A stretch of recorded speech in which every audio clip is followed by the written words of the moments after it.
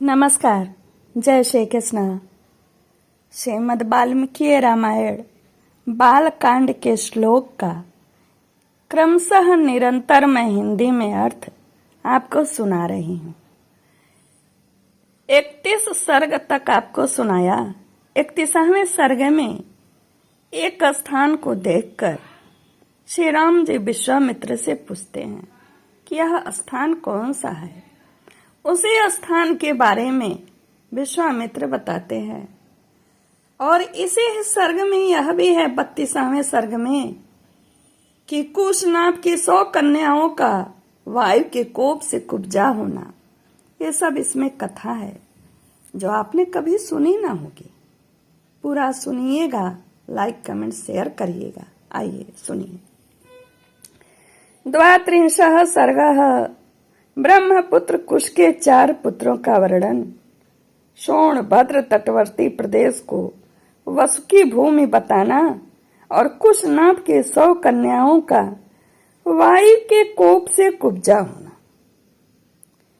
विश्वामित्र जी कहते हैं श्री राम पूर्व काल में कुश नाम से प्रसिद्ध एक महातपस्वी राजा हो गए।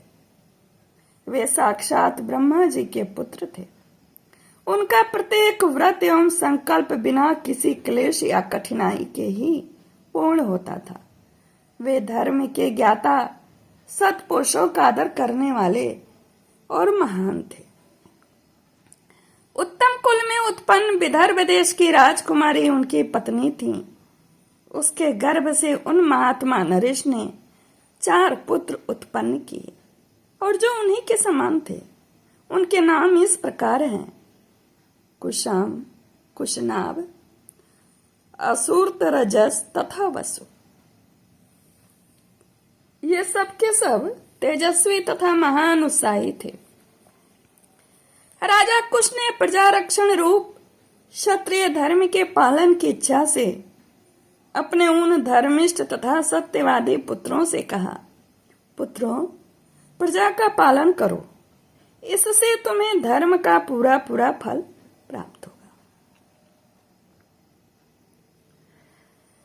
अपने पिता महाराज कुश की यह बात सुनकर उन 4 लोक शिरोमणि नर श्रेष्ठ राजकुमारों ने उस समय अपने अपने लिए पृथक पृथक नगर निर्माण कराया। महातेजस्वी कुशाम ने कौशंबीपुरी बसाई और जिसे आजकल कोसम कहते हैं। धर्मात्मा कुशनाभ ने महोदय नामक नगर का निर्माण कराया। परम बुद्धिमान असुरत रजस ने धर्मारण्य नामक एक श्रेष्ठ नगर बसाया तथा राजा वसु ने गिरिव्रज नगर की स्थापना की। महात्मा वसु की यह गिरिव्रज नामक राजधानी वसुमती के नाम से प्रसिद्ध हुई। इसके चारों ओर ये 5 श्रेष्ठ पर्वत सुशोभित होते हैं: विपुल, वराह, विषव, ऋषिगिरि तथा चैत्य। यह रमणीय सोन नदी दक्षिण पश्चिम की ओर से बहती हुई मगध देश में आई है, इसीलिए यह सुमागधी नाम से विख्यात हुई। यह इन 5 श्रेष्ठ पर्वतों के बीच में माला की भांति सुशोभित हो रही है। श्री राम इस प्रकार मागधी नाम से प्रसिद्ध हुई यह सोन नदी पूर्वोक्त महात्मा वसु से संबंध रखती है। रघुनंदन, यह दक्षिण पश्चिम से आकर पूर्वोत्तर दिशा की ओर प्रभावित हुई है। उसके दोनों तटों पर सुंदर क्षेत्र उपजाऊ खेत हैं, अतः यह सदा सस्य मालाओं से अलंकृत यानी हरी भरी खेतों से सुशोभित रहती है। रघुकुल को आनंदित करने वाले श्री राम धर्मात्मा राजर्षि कुशनाभ ने घृताची अप्सरा के गर्भ से परम उत्तम 100 कन्याओं को जन्म दिया। वे सबकी सब सुंदर रूप लावण्य से सुशोभित थीं। धीरे धीरे युवावस्था ने आकर उनके सौंदर्य को और भी बढ़ा दिया। रघुवीर एक दिन वस्त्र और आभूषणों से वे विभूषित सभी राजकन्याएं उद्यान भूमि में आकर वर्षा ऋतु में प्रकाशित होने वाली विद्युत मालाओं की भांति शोभा पाने लगी। सुंदर अलंकारों से अलंकृत हुई वे अंगनाएं गाती बजाती और नृत्य करती हुई परम आमोद प्रमोद में वे मग्न हो गईं। उनके सभी अंग बड़े मनोहर थे। इस भूतल पर उनके रूप सौंदर्य की कहीं भी तुलना नहीं थी। उस उद्यान में आकर वे बादलों के ओट में कुछ कुछ छिपी हुई तारिकाओं के समान शोभा पा रही थी। उस समय उत्तम गुणों से संपन्न तथा रूप और यौवन से सुशोभित उन सब राजकन्याओं को देखकर सर्वस्व रूप वायु देवता ने उनसे इस प्रकार कहा, सुंदरियों, मैं तुम सबको अपनी प्रेयसी के रूप में प्राप्त करना चाहता हूं। तुम सब मेरी भार्याएं बनोगी। अब मनुष्य भाव का त्याग करो और मुझे अंगीकार करके देवांगनाओं की भांति दीर्घायु प्राप्त कर लो। विशेषता मानव शरीर में जवानी कभी स्थिर नहीं रहती, प्रतिक्षण क्षीण होती जाती है। मेरे साथ संबंध हो जाने पर तुम लोग अक्षय यौवन प्राप्त करके अमर हो जाओगे। अनायास ही महान कर्म करने वाले वायुदेव का यह कथन सुनकर वे 100 कन्याएं अवहेलना पूर्वक हंसकर बोली, सूरश्रेष्ठ, आप प्राणवायु के रूप में समस्त प्राणियों के भीतर ही तो विचरते हैं, अतः आपको सबके मन की बात पता होगी। इस तरह आपको हमारे भी सब बहनों के मन की बात आपको पता होगी कि हमें हमारे हृदय में आपके प्रति कोई आकर्षण नहीं है। हम सब बहनें आपके अनुपम प्रभाव को भी जानती हैं, तो भी हमारा आपके प्रति अनुराग नहीं है। ऐसी दशा में यह अनुचित प्रस्ताव करके आप हमारा अपमान किस लिए कर रहे हैं?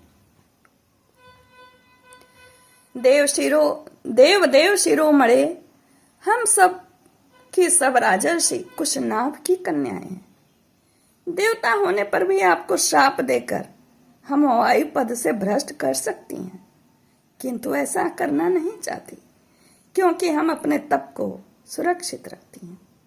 दुर्मते, वह समय कभी ना आवे जबकि हम अपने सत्यवादी पिता की अवहेलना करके कामवश या अत्यंत अधर्म पूर्वक स्वयं ही वर नहीं ढूंढेंगी। हम लोगों पर हमारे पिताजी का प्रभुत्व है। वे हमारे लिए सर्वश्रेष्ठ देवता हैं। पिताजी हमें जिसके हाथ में दे देंगे वही हमारा पति होगा। उनकी यह बात सुनकर वायुदेव अत्यंत कुपित हो उठे।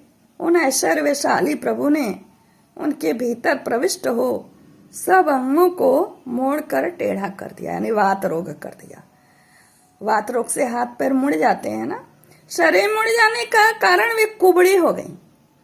उनकी आकृति मुट्ठी बंधे हुए एक हाथ के बराबर हो गया। वे भय से व्याकुल हो उठी। वायुदेव के द्वारा कुबड़ी की हुई उन कन्याओं ने राजभवन में प्रवेश किया। प्रवेश करते हुए लज्जित और उद्विग्न हो गई और उनके नेत्रों से आंसुओं की धाराएं बहने लगी। अपनी परम सुंदरी प्यारी पुत्रियों को कुब्जता के कारण अत्यंत दयनीय दशा में पड़ी देख राजा कुशनाभ घबरा गए और घबरा कर इस प्रकार बोले, पुत्रियों, यह क्या हुआ? बताओ, कौन प्राणी धर्म की अवहेलना करता है? किसने तुम्हें कुबड़ी बना दिया जिससे तुम तड़प रही हो, किंतु कुछ बताती नहीं हो? यूं कहकर राजा ने लंबी सांस खींची और उनका उत्तर सुनने के लिए वे सावधान होकर के बैठ गए। अब ये क्या उत्तर देंगी, यह आप 33वें सर्ग में सुनिएगा। इतिहासे श्रीमद् रामायणे वाल्मीकि आदि काव्ये बालकांडे 32 सर्गः पूर्ण। श्री राम जय राम जय जय राम, श्री राम जय राम जय जय राम, श्री राम जय राम जय जय राम, श्री राम जय राम जय जय राम, श्री राम जय राम जय जय राम, श्री राम जय राम जय जय राम, श्री राम जय राम जय जय राम, श्री राम जय राम जय जय राम, श्री राम जय राम जय जय राम, श्री राम जय राम जय जय राम। श्री हनुमान जी महाराज की जय हो, वाल्मीकि मुनि की जय हो, गुरु देवता की जय हो, पंचदेव की जय हो। श्री राम जय राम, जय जय राम। आप सुनने वाले भक्त श्रोताजन की भी जय हो। नमस्कार, जय श्री कृष्ण।